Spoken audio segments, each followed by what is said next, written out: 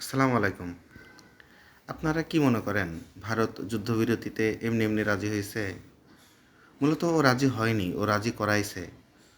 মধ্যপ্রাচ্যের অনেকগুলো দেশকে অনেক রিকোয়েস্ট করছিল, তারা মাথা ব্যথা তৈরি করেনি এই ভারত পাকিস্তান যুদ্ধ নিয়ে। সর্বশেষ আমেরিকার হাত পা ধরে এই যুদ্ধবিরতি তৈরি করাইলো এই ভারত। কারণ কি জানেন? মাত্র ৮৭ ঘন্টার যুদ্ধে ভারতের ৮৩ বিলিয়ন মার্কিন ডলারের ক্ষতি হয়েছে, যার অপোজিটে পাকিস্তানের মাত্র ৪ বিলিয়ন ডলারের ক্ষতি হয়েছে। ভারত বুঝতেই পারে নাই এই যুদ্ধে তার এত ক্ষতি হয়ে যাবে।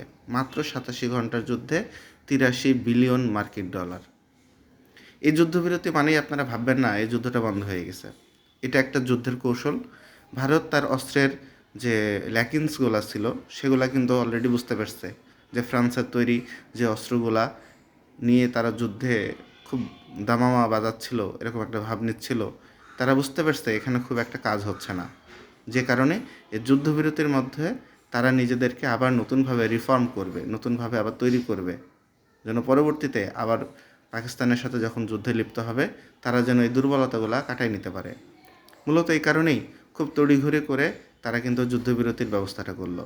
তাই আপনারা নিশ্চিন্ত হওয়ার দরকার নাই যুদ্ধটা একেবারে কমপ্লিটলি শাটডাউন হয়ে গেছে, এমন কিছুই না। এটা একটা যুদ্ধের জাস্ট একটা কৌশল। আপনারা যারা এখন আমাদের চ্যানেলটা সাবস্ক্রাইব করেন নাই অবশ্যই আমাদের চ্যানেলটা সাবস্ক্রাইব করবেন, আর যারা ভিডিওটা ফেসবুক থেকে দেখছেন অবশ্যই আমাদের পেজটা ফলো করে রাখবেন। সাম্প্রতিক সমস্ত বিষয় নিয়ে আপনাদেরকে আপডেট জানাবো আমি ইনশাল্লাহ। ভালো থাকবেন সে পর্যন্ত।